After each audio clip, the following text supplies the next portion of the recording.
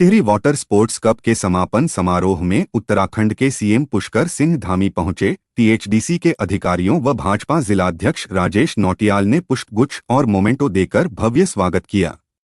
THDC का द्वारा टिहरी झील में 4 दिवसीय वाटर स्पोर्ट्स कप का आयोजन किया गया, जिसके समापन में उत्तराखंड के सीएम पुष्कर सिंह धामी ने शिरकत की, साथ ही खिलाड़ियों को पुरस्कृत कर बधाई दी। इस वाटर स्पोर्ट्स कप में 25 राज्यों के खिलाड़ियों ने प्रतिभाग किया है।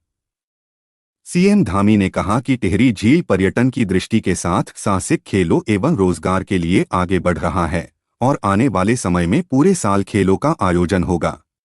साथ ही उत्तराखंड को 38वें राष्ट्रीय खेलों की मेजबानी का अवसर का मिला है और अब देवभूमि के साथ साथ उत्तराखंड को खेल भूमि के नाम से भी जाना जाएगा।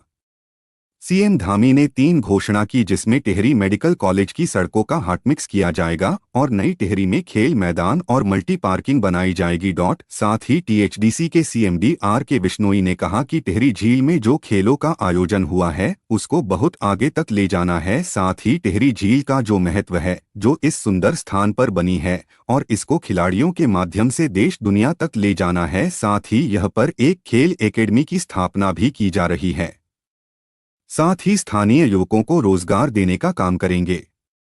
टिहरी डैम की पीएसपी महत्वपूर्ण योजना है, जहां पर 250 मेगावाट की 4 मशीनें कार्य करेगी। देश की यह सबसे बड़ी योजना है जिस पर भारत सरकार का विशेष ध्यान है और इस परियोजना का उद्घाटन देश के प्रधानमंत्री करेंगे, जिसके लिए तैयारियां चल रही हैं।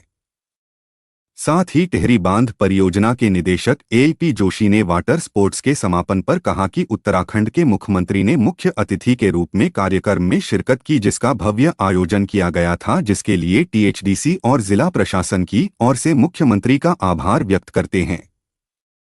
टिहरी झील में विद्युत उत्पादन के साथ खेल एवं रोजगार, पेयजल के साथ साथ सिंचाई पर भी काम कर रही है। सीनियर पुरुष एवं महिला राष्ट्रीय कैनो स्प्रिंट चैंपियनशिप 2024 के 4 दिवसीय वाटर स्पोर्ट्स जो जरूरी घोषणाएं हैं वो यहाँ जरूर आप सबके समझ करता हूँ कि मेडिकल कॉलेज नई टिहरी की सड़कों का हॉटमिक्स का काम किया जाएगा। एक नई टिहरी में मल्टी पार्किंग का निर्माण किया जाएगा। जायका योजना के अंतर्गत नगर पालिका टिहरी चंबा के लिए 50 साल के दृष्टिकोण से कि वहाँ पेयजल का कोई संकट न हो, पेयजल पंपिंग योजना का निर्माण कार्य भी कराया जाएगा। जिला मुख्यालय पर एक खेल मैदान का निर्माण कराया जाएगा। इसी के साथ मैं आप सबका एक बार फिर से बहुत धन्यवाद। आने वाले सालों से जो लगातार यहाँ पर वाटर स्पोर्ट्स की प्रतियोगिताएं प्रारंभ हुई हैं, अन्य प्रतियोगिताएं, अन्य साहसिक खेल, वाटर स्पोर्ट्स यहाँ पर लगातार बढ़ना है। इसलिए पूरा टिहरी हमारा मुख्यालय टिहरी जनपद हर दृष्टि से विकास के क्षेत्र में आगे बढ़ना चाहिए। इसलिए मैंने खेल मैदान की भी और जो रोडों की भी और पंपिंग योजना की ये घोषणा की है। ये आने वाले समय में क्षेत्र के लिए विकास के मामले में मील का पत्थर साबित होंगे और इससे सर थोड़ा जोर से प्लीज, इससे सभी प्रकार का विकास होगा। आप अपना माइक लगा दीजिए। लगा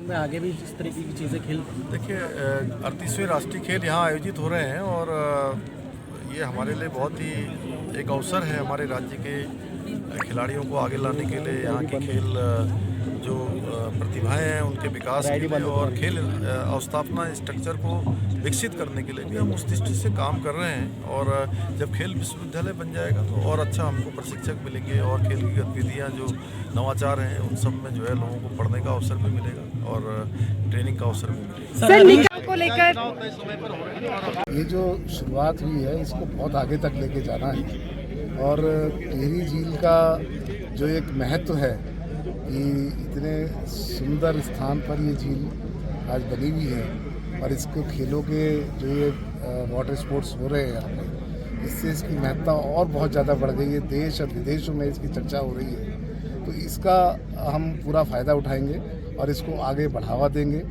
यहाँ पर निरंतर कोई ना कोई वाटर स्पोर्ट्स की अब एक्टिविटीज़ कराते रहेंगे। इसके लिए पूरी एक एकेडमी की स्थापना भी की जा रही है, जिसके लिए सब वित्तीय संसाधनों का जो है वो अरेंजमेंट कर लिया गया है और किसी भी तरह की कोई कमी नहीं आने दी जाएगी।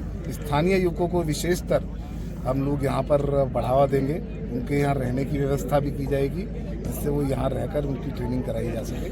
तो इस जो भी ये शुरुआत हुई है, जो 2 साल से हम लगातार कर रहे हैं, ये तीसरी घटना है, तीसरा अवसर है कि जब हम इतने बड़े स्तर पर हम खेलों का ऑर्गेनाइज किया है, इसको बढ़ाते रहेंगे इस साल।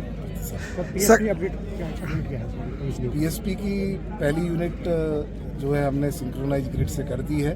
धीरे धीरे हम उसकी कमीशनिंग की तरफ बढ़ चुके हैं। कल 75% पर भी हमने इसका सफल परीक्षण कर लिया है और एक आध दिन में हम 100% लोड पर इसको सफल परीक्षण कर देंगे और इसको कमीशन। सर, पीएम को आने के लेके काफ़ी चर्चाएं हैं कि उसको लेकर क्या कहना है?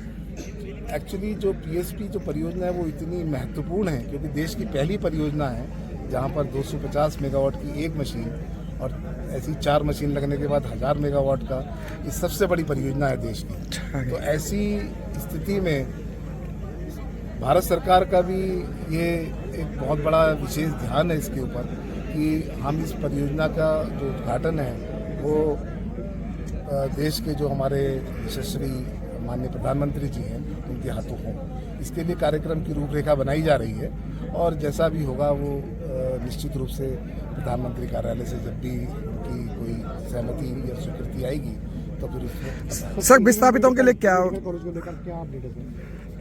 मेडिकल कॉलेज के लिए जब हमारे माननीय ऊर्जा मंत्री जी आए थे तो उन्होंने